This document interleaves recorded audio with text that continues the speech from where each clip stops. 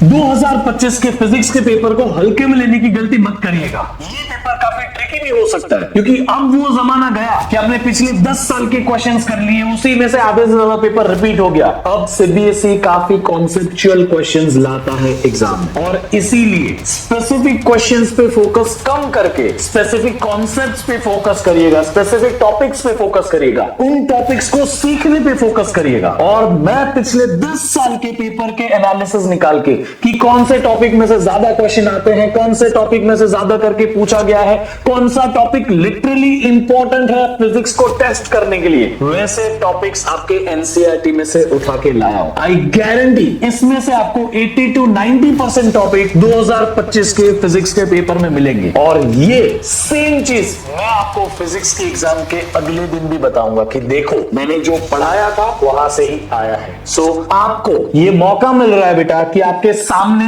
वो list of topic रहेगी। Please अगर आप अभी डिस्ट्रैक्टेड है, आपको समझ में नहीं आ रहा कहां से पढ़े, बहुत सारे स्टूडेंट्स अभी भी ऐसे हैं जिन्होंने अभी तक स्टार्ट नहीं किया, उनको अभी स्ट्रेस हो रहा है स्टार्ट करें कहां से, वो ऐसी सिचुएशन में फंस चुके हैं। कई सारे बच्चे हैं जिन्होंने पढ़ा है लेकिन अभी उनको पता चल रहा है कि हमें तो कुछ नहीं आ रहा है। तो बेटा मैं आपको अभी वो लिस्ट ऑफ टॉपिक्स दे रहा हूं, यहां से शुरू करें। इन सारे टॉपिक की एक सीक्वेंस बना लीजिए अपनी नोटबुक के एक पेज पे, और उस पेज को अपने दीवार पे लगा लीजिए। और जैसे एक एक टॉपिक आप मास्टर कर लो, उसकी टेस्ट दे दो, उसके बाद उसको टिक कर दीजिए, एंड आई गारंटी आपको फिजिक्स का पेपर कितना भी डिफिकल्ट है आपको डिफिकल्ट नहीं लगेगा। ठीक है, तो मैं आप सभी को अभी लिस्ट देने वाला हूं द मोस्ट इंपॉर्टेंट टॉपिक्स की। तो चलिए जल्दी से इस वीडियो को शुरू करते हैं और फटफट ये लिस्ट को देख लो। फर्स्ट चैप्टर में से electric dipole, Gauss law and application of Gauss law. इसमें क्या क्या पूछा जाता है? एप्लीकेशन ऑफ गॉस लॉ की डेरिवेशन डैम श्योर है, ये रिपीटेडली आती है, बहुत बार ये क्वेश्चन एज इट इज पूछते हैं, इसीलिए मैं आपको बताता हूं। अभी मैं आपको पेपर निकाल के भी बता सकता हूं कि देखो पिछले अभी सैंपल पेपर रिलीज किया ना, उसमें भी गॉस लॉ डिफाइन करो, गॉस लॉ की डेरिवेशन बताओ, है ना। उसमें एक प्लेन शीट की शायद डेरिवेशन पूछी, एक लाइन चार्ज की पूछी है। पिछले साल का पेपर उठाओ 2024, उसमें भी प्लेन शीट की डेरिवेशन पूछी है गॉस लॉ की। सो ये गारंटीड है। तो please Gauss law, application of Gauss law करिएगा। इलेक्ट्रिक डाइपोल में भी 2 डेरिवेशन है, इसके अलावा न्यूमेरिकल्स भी आने के चांसेस इन्हीं में से ज्यादा है, तो प्लीज अच्छे से करिएगा। और ये मैं आपको ऐसे रैंडमली नहीं बता रहा हूं, देखो ये एनालिसिस आपके साथ मैंने शेयर भी किया है एक टॉपिक एक वीडियो के अंदर, और उसी एनालिसिस के हिसाब से पिछले 10 साल के पेपर को देखा, कौन से टाइप के क्वेश्चन इन टॉपिक्स में से आते हैं वो पता किए, और ये लिस्ट आपके लिए लेके आया हूं। ठीक है, सेकेंड चैप्टर के लिए होता है potential due to dipole potential के वापस यहां फॉर्मूला है। उसके अलावा potential energy of the system without external field, हमने ये 2 चार्ज को रखा, 3 चार्ज को रखा, विद इलेक्ट्रिक फील्ड हमने ये 2 चार्ज रखा, विद इलेक्ट्रिक फील्ड हमने डाइपोल बनाया। ये सारी चीजें मैंने आपको वन शॉट में भी कराई, आप वन शॉट देख लीजिए, it is the best shot ever. ठीक है, उसके बाद the parallel plate capacitor, guaranteed question है। Parallel plate capacitor, series combination, parallel combination, energy of capacitor का डेरिवेशन सैंपल पेपर के अंदर एक डेरिवेशन पूछी है। I was not expecting that. मैंने आज एक्चुअली अभी तक मैं नीट वाले बच्चों को पढ़ा रहा था इतने समय से, कुछ लास्ट 1 साल से, लेकिन उसके अंदर मैंने अभी आज सैंपल पेपर स्टडी किया, पता चला एक ऐसी डेरिवेशन पूछी है जो लिटरली कभी नहीं पूछी जानी चाहिए थी, एटलीस्ट बोर्ड एग्जाम्स में।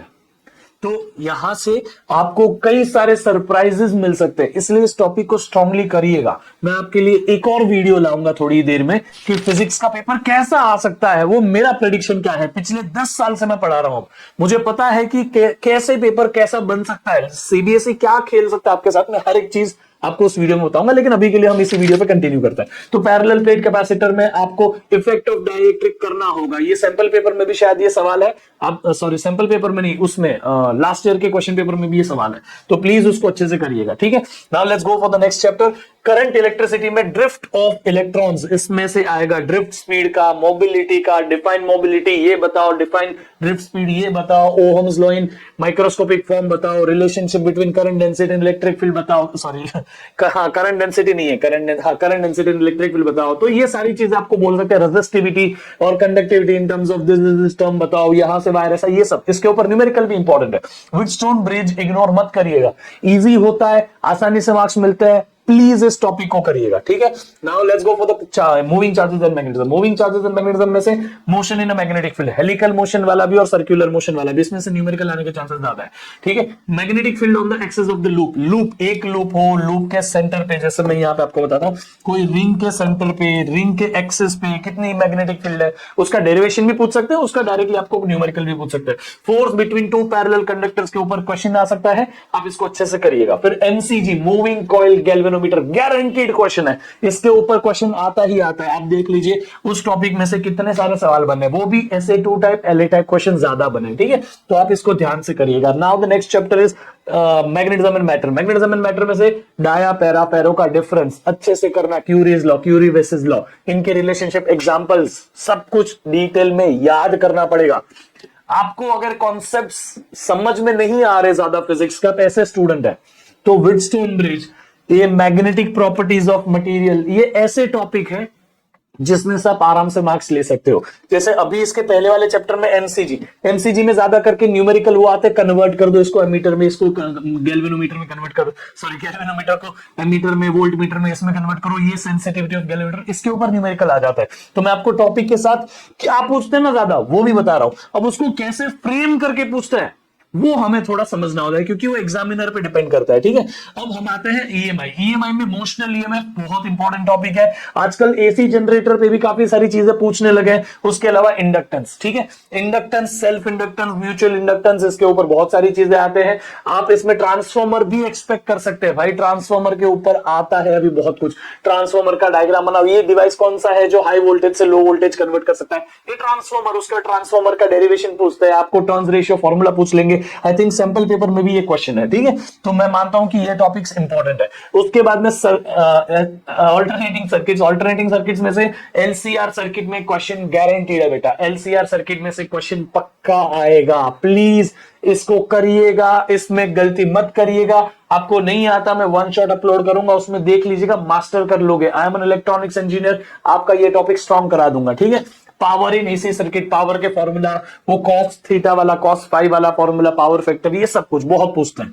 फिर हम आते हैं इलेक्ट्रोमैग्नेटिक वेव्स। इलेक्ट्रोमैग्नेटिक वेव्स में सैंपल पेपर में शायद से क्वेश्चन देखा था मैंने, डिस्प्लेसमेंट करंट के ऊपर क्वेश्चन पूछा है, एक एमसीक्यू आई थिंक। तो डिस्प्लेसमेंट करंट के ऊपर पूछ सकते हैं, लेकिन ज्यादा चांसेस है इसमें से इलेक्ट्रोमैग्नेटिक स्पेक्ट्रम में कुछ ना कुछ पूछ लेंगे। इलेक्ट्रोमैग्नेटिक स्पेक्ट्रम की प्रॉपर्टी, जैसे ही डाया पैरा फेरो वाला टॉपिक है, वैसा ही ये भी टॉपिक है, तो प्लीज इसको कर लीजिएगा। Now the next topic is ray optics and optical instrument. Ray optics में से आपको ऑप्टिकल इंस्ट्रूमेंट में से कोई ना कोई टेलीस्कोप, ये कैसेग्रेन टेलीस्कोप, ये टेलीस्कोप, ये माइक्रोस्कोप आएगा ही आएगा। ये ऐसा करिएगा, ये टॉपिक, इसके मार्क्स नहीं आने चाहिए। टेलीस्कोप की डायग्राम बनाने बोलते हैं, तो प्लीज अच्छे से ये टॉपिक को स्ट्रॉन्ग करिएगा। ये रिफ्रैक्शन थ्रू प्रिज्म के ऊपर आजकल बहुत क्वेश्चन आ गए। एक प्रिज्म बना के दिया, लाइट ऐसे दे दी, अब बताओ इसमें आगे कंप्लीट क्या हो गया। अभी 2025 में जो सैंपल पेपर उसमें भी दिया है, आई थिंक 2023 में 24 में भी पूछा था ये क्वेश्चन, आपको कंप्लीट करने बोलते हैं वो। उसके बाद उसमें आगे क्या होगा, इधर हमने एयर की जगह अभी वाटर डाल दिया, क्या होगा, ये सारी चीजें बहुत कुछ खेल सकते हैं रिफ्रैक्शन थ्रू प्रिज्म में। और refraction at A spherical surface by lens, refraction at spherical surface, क्या बोल रहा हूं, रिफ्रैक्शन बाय स्फेरिकल लेंसेज, इसमें लेंस मेकर इक्वेशन डिराइव करने तो पूछते ही है, लेकिन उसके ऊपर न्यूमेरिकल भी पूछ सकता है। सो प्लीज इसको अच्छे से करिएगा, ठीक है। Now the next chapter is wave optics. Obviously wave optics में न्यूमेरिकल आने के चांसेस अभी सबसे ज्यादा है, क्योंकि इसमें ज्यादा कुछ डेरिवेशन अभी बची नहीं है, बट एक दो डेरिवेशन है जो आपको पूछ सकते हैं, रिफ्लेक्शन रिफ्रैक्शन वाले। उसके अलावा न्यूमेरिकल ही आप एक्सपेक्ट कर लो इन दोनों में से, ठीक है, डायफ्रैक्शन में से और डायफ्रैक्शन में से, तो आपको जो न्यूमेरिकल आएगा ना वो आपको करना ही पड़ेगा। उसके अलावा इंटरफेरेंस में चांसेस है कुछ आपको यंग्स डबल स्लिट एक्सपेरिमेंट के बारे में कुछ पूछ ले, ठीक है। कभी कभी इन दोनों के बीच में डिफरेंस पूछते हैं, कभी कभी सिंगल स्लिट डबल स्लिट के बारे में पूछ लेते हैं, ये सारी चीजें होती है। उसके अलावा हमारा जो नेक्स्ट टॉपिक है dual nature of radiation and matter, जिसमें Einstein's photoelectric effect, Einstein's photoelectric equation, ये तो आपको न्यूमेरिकल के लिए इंपॉर्टेंट टॉपिक है। लेकिन उसके अलावा आपको फोटो इलेक्ट्रिक इफेक्ट के ग्राफ, फोटो इलेक्ट्रिक इफेक्ट का सेटअप, फोटो इलेक्ट्रिक इफेक्ट में क्या होता है, ये सारी चीजें पूछ सकते हैं। तो ग्राफ अच्छे से करिए, ग्राफ के ऊपर डायरेक्ट क्वेश्चन आते हैं, इजीली मार्क्स मिल जाते हैं। उसके बाद आइंस्टाइन की इक्वेशन करिए, फिर wave nature of matter de Broglie को एक्सप्लेन कर दो। डी ब्रॉगली के ऊपर ना न्यूमेरिकल आने के चांसेस ज्यादा है, lambda is equal to 12.27/√, lambda is equal to, ये सारी चीजें आपको पूछ सकते हैं, ठीक है। बाकी मैं आपको धीरे धीरे ये सारे जब वन शॉट ये सब कराऊंगा तो आपको आ भी जाएगा। देखो आप अभी जब मेरे पास से ये सारे टॉपिक, ये सारे क्वेश्चंस, ये सारे टाइप ऑफ क्वेश्चन सुन के आपको रियलाइज तो हो रहा होगा कि सर जो बता रहे, हाँ ऐसा हम देख तो रहे, कहीं ना कहीं हमारा ऑब्जर्वेशन भी यही कहता है। आपने अगर थोड़े बहुत भी पेपर दिए, आपने अभी जैसे कि एग्जाम दी होगी, प्री बोर्ड्स दी होगी आपने भी स्कूल में, है ना, या फिर आपने कोई भी क्लासेस की टेस्ट दी होगी, या फिर आपने कोई सैंपल पेपर किया होगा, आप एटलीस्ट अभी अगर आप इस वीडियो को राइट, मतलब ये वीडियो राइट है कि नहीं है ये चेक करना चाहते हैं, प्लीज कोई भी पेपर उठाइए जो क्रेडिबल हो और चेक करिए। ये टॉपिक्स के साथ में वो लिस्ट बनाइए कि इस टॉपिक में से वहां क्वेश्चन है, हाँ, इस टॉपिक में से वहां क्वेश्चन है, हाँ, इस टॉपिक में से वहां क्वेश्चन है, हाँ। आई गारंटी अभी आपको मैं प्रूफ कर दूंगा कि 90% क्वेश्चन इसी टॉपिक में से आते हैं, कोई भी पेपर बनाए। तो प्लीज इसे सीरियसली लीजिएगा। मैं कोई ऐसे ही खेलने के लिए नहीं बना रहा हूं, ये रिसर्च करने में मुझे समय लगता है ताकि आपकी लाइफ इजी बना पाऊं। It hurts me when I see comments like sir अभी तक कुछ नहीं हुआ, बहुत टेंशन आ रहा है सर, क्या करूंगा, अगर मैं पास नहीं हो गया तो बहुत प्रॉब्लम होगा, ये होगा वो होगा। इतने इमोशनल कमेंट्स आ रहे हैं, आप कमेंट बॉक्स में जाके देखो मेरे वन शॉट के नीचे और फिर इंपॉर्टेंट डेरिवेशंस के नीचे, बहुत सारे बच्चे बहुत वरीड है। अगर आप भी ऐसे बच्चे हो, आपकी प्रॉब्लम कमेंट बॉक्स में लिखो, I will try to make whatever I can do, I will try to do whatever I can do बेटा, प्लीज, है ना।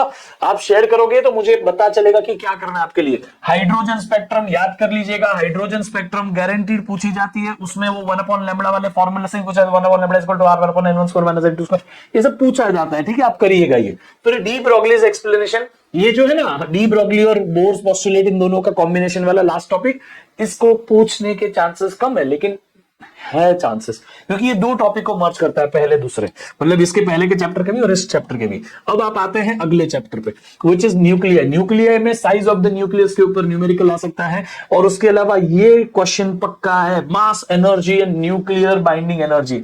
न्यूक्लियर बाइंडिंग एनर्जी का ना एक ऐसा ग्राफ आपने देखा होगा, न्यूक्लियर बाइंडिंग एनर्जी का, इस पे बहुत आता है, nuclear binding energy per nucleon, इसके ऊपर बहुत क्वेश्चन पूछते हैं। आप सैंपल पेपर उठाओ, उसमें क्वेश्चन रहेगा, पिछले 3-4 साल के पेपर उठाओ, उसमें क्वेश्चन रहेगा, कोई रिएक्शन दे दी उसमें बताओ ये एक्सोथर्मिक है, एंडोथर्मिक है, कितनी एनर्जी निकलेगी, ये सब। कोई एलिमेंट दे देते हैं कि ये भाई ये एलिमेंट है, इसने रेडियो एक्टिविटी दिखाई, ये हुआ, इसने रेडियो एक्टिविटी तो अभी नहीं है सिलेबस में, सॉरी, पर आपको कोई एलिमेंट दे देंगे कि इसमें से ये बन गया, कितना बाइंडिंग एनर्जी निकला, कितना एनर्जी कन्वर्ट हुआ, ये सारी चीजें बहुत पूछता है। तो मैं इन दोनों में से सबसे ज्यादा इंपॉर्टेंट इस टॉपिक को मानता हूं, प्लीज आप उसे अच्छे से करिएगा। नहीं आता है मेरे वन शॉट में सीखिएगा, ठीक है। Now let's go ahead. इसके बाद में हम बढ़ते हैं सेमीकंडक्टर वाले चैप्टर में। सेमीकंडक्टर में आजकल ट्रेंड चला है रेक्टिफायर पूछने का, रेक्टिफायर बार बार पूछा जा रहा है, ठीक है। तो आप please application of junction diode as a rectifier अच्छे से करिएगा। रेक्टिफायर में फुल वेव हाफ वेव दोनों करना है, उसके ग्राफ, उसकी फ्रीक्वेंसी क्या चेंज होती है, उसका आउटपुट कितना परसेंट चेंज होता है, उसकी एफिशिएंसी कितनी है, उसका सर्किट कैसा दिखता है, आइडेंटिफाई कैसे करने का, हर एक चीज, ठीक है। ये बहुत इजी है, लिटरली बहुत इजी है। अगर आपको ये डिफिकल्ट लग रहा है ना, तो आप गलत टीचर से पढ़े हो। Semiconductor diode, PN junction diode जो थोड़ा कॉन्सेप्चुअल है, आपको ये आना चाहिए, क्योंकि उसमें पीएन जंक्शन डायोड की कैरेक्टरिस्टिक, पीएन जंक्शन डायोड के ऊपर एक बेसिक सर्किट बना के क्वेश्चन पूछ लेना, ये सारे टेक्टिक्स सीबीएसई अपना सकता है। तो मैं बस आप सभी से यही रिक्वेस्ट करूंगा कि जो टॉपिक्स मैंने बताया है उनकी एक ऐसी लिस्ट बनाइए। मैं आपको ये पीडीएफ चाहिए तो टेलीग्राम पे शेयर कर दूंगा। जैसे ये वीडियो 1000 व्यूज क्रॉस करेगा और इस पे एटलीस्ट 100 लाइक्स से ऊपर लाइक्स होगी, मैं इस वीडियो के जो भी मतलब टेलीग्राम पे भेज दूंगा, इसका जो भी मेरे पास नोट्स है, ये पीडीएफ सब टेलीग्राम पे आपके पास आ जाएगा।